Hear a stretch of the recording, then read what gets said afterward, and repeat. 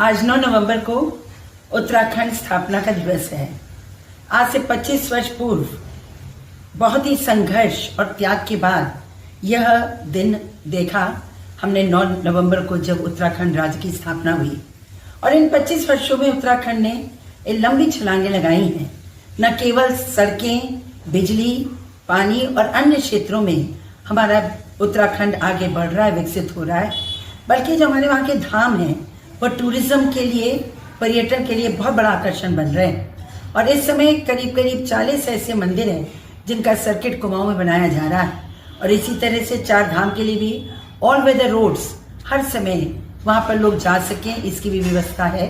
खासतौर से बद्रीनाथ का कॉरिडोर बन रहा है, केदारनाथ का पुनर्निर्माण हो चुका है।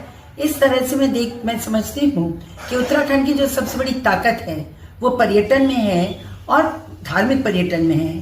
पूरे विश्व से वहाँ के लोग सौंदर्य देखने आते हैं वहाँ का, और धार्मिक पर्यटक भी आ रहे हैं। मैं मोदी जी को और योगी जी को बधाई देना चाहती हूँ कि उत्तर प्रदेश में और धामी जी उत्तराखंड में हमारे इस पर्यटन को, आध्यात्मिक पर्यटन को, धार्मिक पर्यटन को बहुत तेजी से आगे बढ़ा रहे हैं। मैं आज लखनऊ में लक्ष्मण मेला पार्क के अंदर बहुत बड़ा आयोजन प्रारंभ हो रहा है।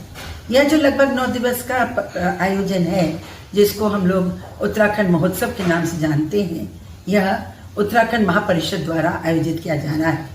और इसके यह लगातार ये जो संस्था है, जो पहले कुमाऊं परिषद थी और अब उत्तराखंड परिषद के नाम से महापरिषद का रूप धारण कर चुकी है, 77 वर्षों से यहाँ पर लोगों को जोड़ कर रखने, उत्तराखंड की पर्वतीय संस्कृति को जागृत रखने और आपस में भाईचारे को बनाए रखने के लिए, उत्तर प्रदेश के विकास के लिए, लखनऊ के विकास के लिए निरंतर कार्य कर रही है।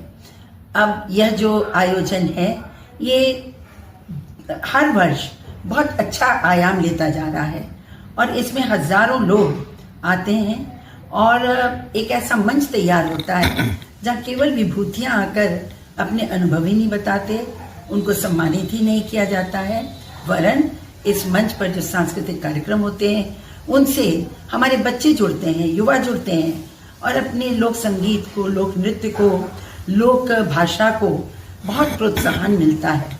बाहर से भी हमारे पर्वतीय कलाकार आते हैं और रंगारंग कार्यक्रम होता रहता है। मैं ये समझती हूँ कि भारतीय संस्कृति जो इतनी समृद्ध है उसमें क्षेत्रीय संस्कृति का बहुत बड़ा योगदान है।